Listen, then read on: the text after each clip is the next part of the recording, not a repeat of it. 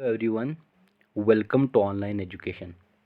आज के इस वीडियो में हम लोग पढ़ेंगे क्लास 6 हिस्ट्री बुक का chapter 6 new questions and ideas का पार्ट 4।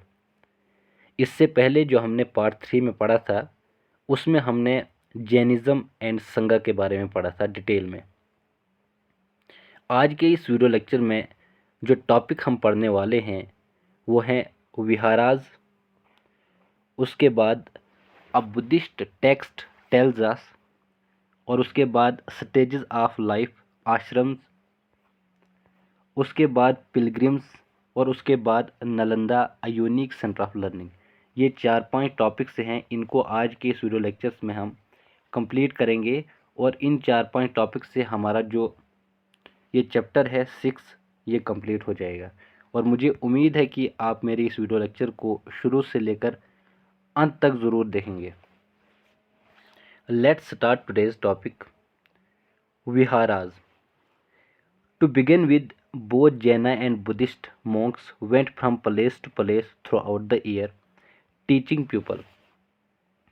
अब बुद्धिज़्म और जैनिज़्म के जो monks थे वो पूरे साल भर एक जगह से दूसरी जगह चलते गए ताकि वो लोगों को कुछ टीचिंग्स दे पाएँ, ताकि वो लोगों को कुछ सिखा पाएँ बुद्धिज़्म और जैनिज़्म के बारे में।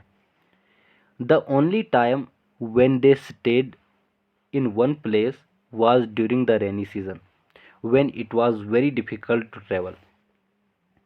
वो पूरे साल भर चलते रहते थे, लेकिन सिर्फ एक ही टाइम में वो कहीं पे रेस्ट करते थे, और वो उस वक़्त रेस्ट करते थे जब बारिश बहुत ज़्यादा होती थी। जब रेनी सीज़न होता था तो रेनी सीज़न के दौरान में वो सफ़र ज़्यादा नहीं करते, वो ज़्यादा यात्रा नहीं करते, वो रेस्ट करते थे। आई होप कि आपको इतना समझ में आया होगा।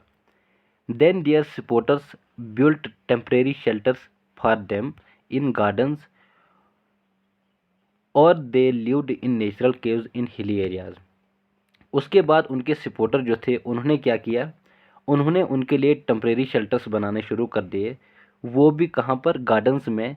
और they lived in natural caves in hilly areas, और उसके बाद जो नेचुरल केव्स थे वहाँ पर वो रहने लगे। जब रेनी सीज़न होता था तो जब उनको रेस्ट करना था तो उस वक़्त वो या तो वो नेचुरल केव्स में रहने लगे, या तो उनके जो सपोर्टर थे उन्होंने जो उनके लिए टेम्परेरी शेल्टर्स बना के रखे थे गार्डन्स में, वो वहाँ पर स्टे करने लगे। आई होप कि यहाँ तक आपको अच्छी तरह से समझ में आया होगा।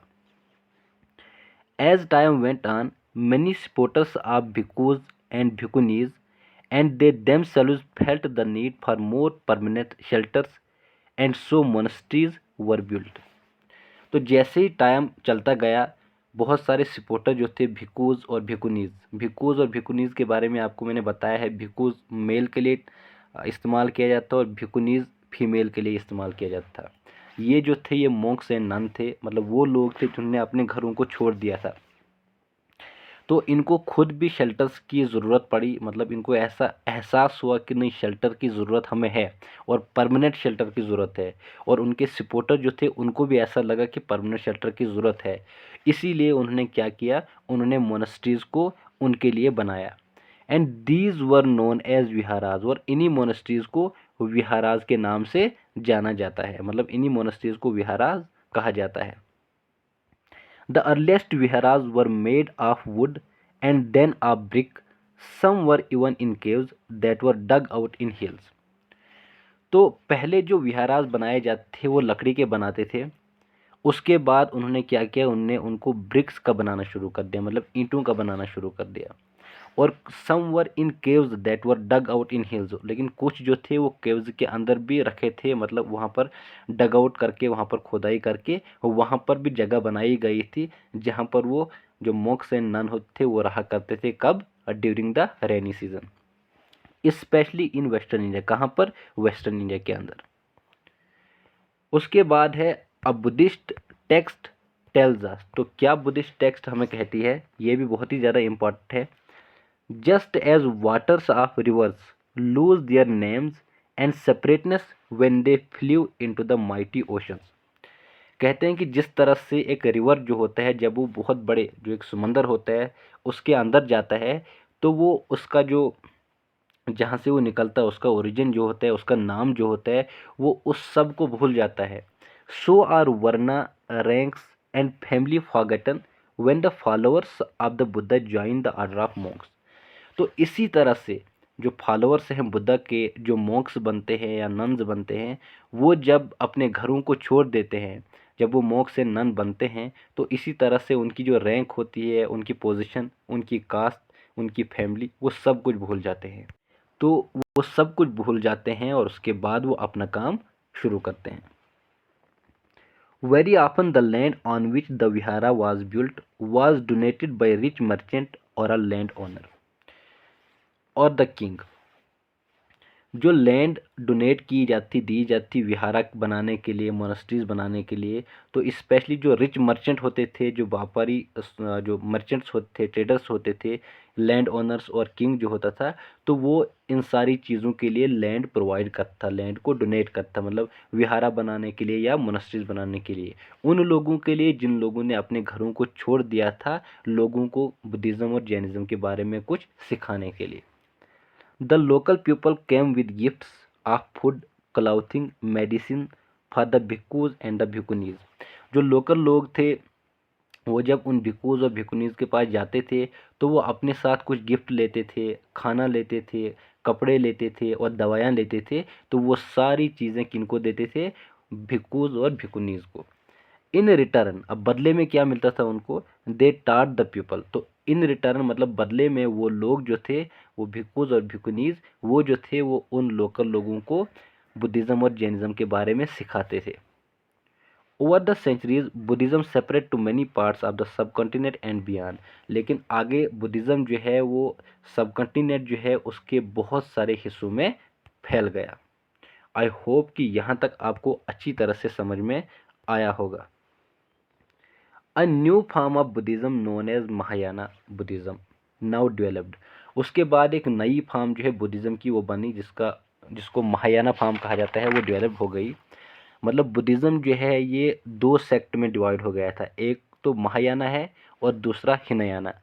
महायाना का मतलब होता है ग्रेट व्हीकल, और हिनयाना का मतलब होता है लेसर व्हीकल। महायाना के जो लोग थे, जो उसके अंदर जो लोग थे, उस सेक्ट के अंदर जो लोग आते थे, वो बुद्धा को एक गॉड की तरह मानते थे और उसकी वर्शिप करते थे, और उन्होंने आइडल वर्शिप को प्रमोट किया था।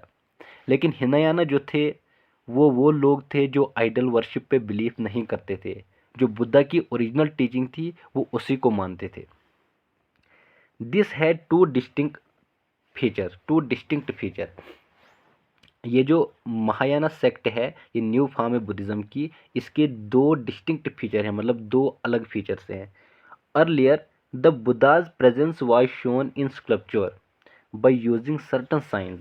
पहले जो बुद्धा की प्रेजेंस जो है, उसको पहले जब शो किया जाता था तो उसको स्कल्पचर के ज़रिए शो किया जाता था, कुछ साइंस का इस्तेमाल करके।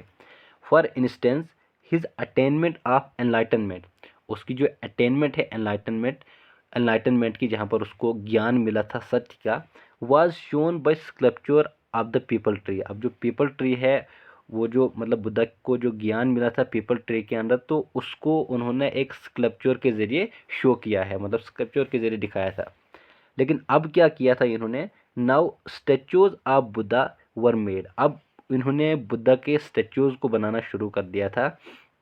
Many of these were made in Mathura. उनमें से बहुत सारे स्टेचूज जो थे उनको मथुरा के अंदर बनाया गया था। While others were made in Taxila. लेकिन दूसरे जो थे उनको टक्सिला के अंदर बनाया गया था। ये पहला डिस्टिंक्ट फीचर था महायाना का। The second change was a belief in Bodhisattvas.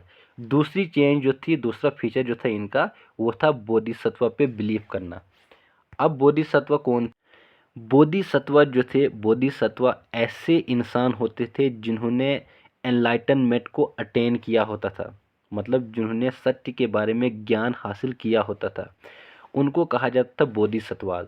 तो ये लोग जो थे महायाना के, ये बोधिसत्वाज पे बिलीव करते थे, और बोधिसत्वाज जो थे वो दूसरे लोगों की हेल्प करते थे एनलाइटनमेंट को अटेन करने में। मतलब these were supposed to be person who had attained enlightenment, मतलब ये वो लोग होते जिन्होंने एनलाइटनमेंट को अटेन किया होता था। Once they attend enlightenment they could live in complete isolation and meditate in peace. मतलब जब वो एनलाइटनमेंट को हासिल करते थे तो वो पूरी तरह से आइसोलेशन में रहते, मतलब तन्हाई में रहते और पीसफुली वो मेडिटेट करते थे। लेकिन अब क्या होता है, how ever instead of doing that, लेकिन उसको वो करने के बजाय, मतलब कि तन्हाई में रहने के बजाय और एक ही जगह उसके बाद मेडिटेट करने के बजाय इन्होंने क्या शुरू कर दिया, they remained in the world to teach and help other people. तो ये दुनिया में ही रहे, मतलब ये आइसोलेशन में नहीं रहे, और इन्होंने क्या करना शुरू कर दिया, इन्होंने लोगों की मदद करनी शुरू कर दी और उनको बुद्धिज़्म के बारे में पढ़ाना शुरू कर दिया। The worship of Bodhisattvas became very popular, जिसके कारण जो वर्शिप थी बोधिसत्वास की वो बहुत ही ज़्यादा मशहूर हो गई, and separate through out the central Asia, और वो सेंट्रल एशिया में भी फैल गई, चाइना में भी, और बाद में कोरिया और जापान के अंदर भी फैल गई। आई होप कि यहाँ तक आपको अच्छी तरह से समझ में आया होगा। Buddhism separate to western and southern India, Buddhism जो है वो वेस्टर्न और साउथर्न इंडिया में फैला, जहाँ पर दर्जनों गारें जो थी वहाँ पर उनको क्या किया गया था, hollowed out of hills for bhikkhus to live in, जहाँ पर दर्जनों गारों में जो केव थे वहाँ पर उनके अंदर खुदाई की गई थी और वहाँ पर भिक्खूज के लिए रहने की जगह बनाई गई थी। Buddhism also separate south east word, south east word में भी बुद्धिज़्म फैला था, श्रीलंका में भी, म्यांमार में भी, थाईलैंड में भी, और कुछ दूसरे हिस्से जो हैं साउथ साउथ ईस्ट एशिया के, जिनमें इंडोनेशिया भी आता है। The older form of the Buddhism known as Theravada, और ये जो त्रिवेदा है ये एक ओल्डर फॉर्म है बुद्धिज़्म की, मतलब एक ओल्डेस्ट फॉर्म जो है बुद्धिज़्म की, जिसको त्रिवेदा के नाम से जाना जाता है, was more popular in these area, तो वो बहुत ही ज़्यादा पॉपुलर हो गई थी इस एरिया के अंदर। उसके बाद हमारा सेकंड टॉपिक है स्टेजेस ऑफ लाइफ आश्रम, स्टेजेस ऑफ लाइफ आश्रम, ये भी बहुत ही ज़्यादा इम्पॉर्टेंट टॉपिक है। आश्रम means a stage of life, तो यहाँ पर आश्रम का मतलब होता है एक स्टेज, लाइफ की एक स्टेज, जैसे लाइफ की अलग अलग स्टेज होती है, एक मतलब फर्स्ट से लेकर 14 ईयर तक आपकी एक अलग स्टेज होती है, 14 से 20 के बीच में, उसके बाद 30 के बीच में, फिर 30 से 40, 40 से 60, इस तरह से लाइफ की जो स्टेजें होती हैं, तो आश्रम जो है इसका मतलब है यहाँ पर stage of life. 4 ashrams were recognised, mainly 4 आश्रम को रिकग्नाइज किया गया था। एक है ब्रह्मचार्य, दूसरा है गृहस्था, तीसरा है वनप्रस्था और चौथा है संन्यासा। ये 4 आश्रम हैं जिनको यहाँ पर रिकग्नाइज किया गया है। Brahmins, Kshatriyas, Vaishyas, they were expected to lead simple lives and study the Vedas during the early years of their life. ब्राह्मण, क्षत्रियाज और वैश्याज जो थे ये इनको बहुत ही सिंपल ज़िंदगी गुजारनी पड़ती थी, और उसके बाद इनको बचपन में ही वेदास के बारे में पढ़ना पड़ता था और इनको ब्रह्मचार्य कहा जाता था। Then they had to marry and live as householder, उसके बाद उनको शादी करनी होती थी और एज अ हाउस होल्डर उनको रहना पड़ता, जीना पड़ता था, जिसको गृहस्थ कहा जाता था। Then they had to live in the forest and meditate, उसके बाद उनको फॉरेस्ट में रहना पड़ता, मेडिटेट करना पड़ता और उनको वनप्रस्थ कहा जाता था। और finally they had to give up everything and become sanyasin, और फाइनली उनको सब कुछ छोड़ना पड़ता था और उसके बाद उनको क्या बनना पड़ता था, वो क्या होते थे, उनको क्या कहा जाता था, उनको सन्यासिन कहा जाता था। The system of ashrams allowed a person to spend some parts of their lives in meditation, system जो था आश्रम का, वहाँ पर एक इंसान को ये अलाउ किया जाता है कि आपको कुछ अपनी लाइफ के कुछ पार्ट्स जो हैं वो आपको मेडिटेशन में ही गुजारने हैं।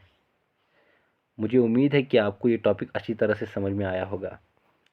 उसके बाद हमारा नेक्स्ट टॉपिक जो है वो है पिलग्रिम्स।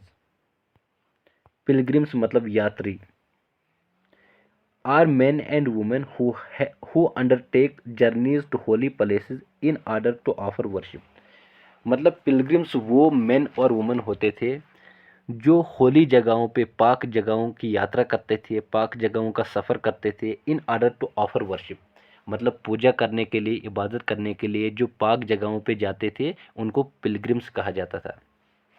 मुझे उम्मीद है कि आपको यहाँ तक अच्छी तरह से समझ में आया होगा। The best known of these are the Chinese Buddhist pilgrims. इनमें से सबसे मशहूर जो है वो चाइनीज़ बुद्धिस्ट पिलग्रिम्स हैं। फाक्सियान फाक्सियान फाक्सियान जो है हु केम टू सब कॉन्टिनेंट अबाउट 1600 ईयर्स एगो। फाक्सियान जो है वो एक चाइनीज़ है हु केम टू सब कॉन्टिनेंट अबाउट 1600 ईयर्स एगो। वो लगभग 1600 साल पहले ये सब कॉन्टिनेंट पे आया था। और उसके बाद जो दूसरा है शॉनजेंग। शॉनजेंग जो है Xuanzang who came around 1400 years ago and I Qing who came about 50 years after who came about 50 years after Xuanzang. मतलब शॉनजेंग जो आया था उसके बाद वो 50 साल के बाद उसने यहाँ पर विजिट किया था। They came to visit places associate with the life of the Buddha as well as famous monasteries. They came to visit place, वो उन जगहों पे विजिट करने के लिए आए थे जो बुद्धा के जीवन के साथ जुड़ी थी, और जो वो मोनेस्ट्री जो मशहूर थी और बुद्धा के जीवन के साथ जुड़ी हुई थी वहाँ पर वो विजिट करने के लिए आए थे। Each of this pilgrims left an account of his journey. तो हर पिलग्रिम ने अपनी जर्नी का एक अकाउंट पीछे छोड़ा। They wrote of the dangers they encountered on their travels. मतलब जब वो सफ़र करते थे, यात्रा करते थे, उस दौरान में जो उनको डेंजर्स, जो खतरे उन्होंने मोले थे, जिनका उन्होंने सामना किया था, तो उनके बारे में भी उन्होंने लिखा। Which often took years of the countries and the monasteries that they visited. मतलब उन मोनेस्ट्रीज, उन कंट्रीज़ में, मतलब जहाँ पर वो विजिट करते तो अक्सर उनको सालों लग जाते थे उन मोनेस्ट्रीज और कंट्रीज़ तक पहुँचने में। And the books they carried back with them. और उसके बाद बुक जो हैं जो उन्होंने अपने साथ वापस ली थी। मुझे उम्मीद है कि ये टॉपिक आपको अच्छी तरह से समझ में आया होगा।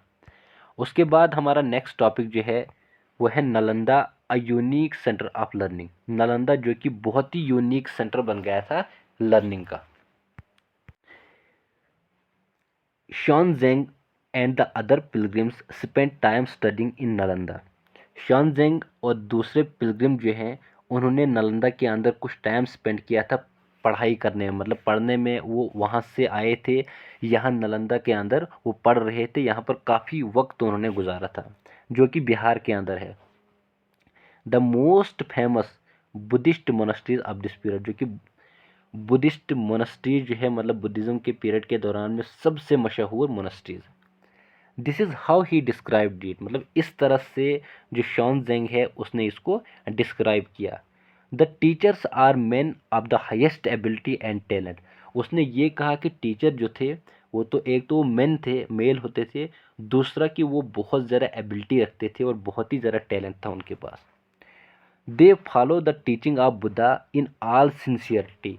कि उनने बुद्धा की टीचिंग को बहुत ही ईमानदारी से फॉलो किया, बहुत ही सिंसियरिटी से फॉलो किया। The rules of monasteries are strict. जो मोनेस्ट्रीज के रूल थे वो बहुत ज़्यादा स्ट्रिक्ट थे। And every one has to follow them. और हर एक को उनको फॉलो करना पड़ता था। Discussion are held throughout the day. पूरे दिन डिस्कशन होती थी।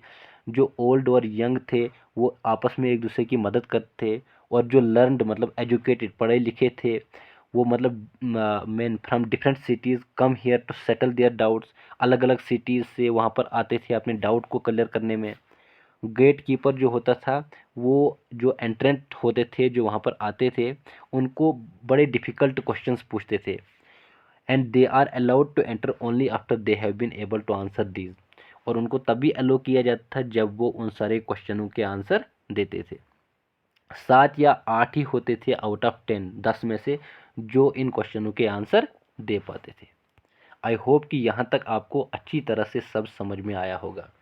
तो इन 4-5 टॉपिक्स के साथ हमारा ये चैप्टर जो है चैप्टर नंबर 6 ये कंप्लीट होता है। तो मिलते हैं नेक्स्ट वीडियो में, और चैप्टर नंबर 7 को हम नेक्स्ट वीडियो में डिस्कस करेंगे। Thank you so much.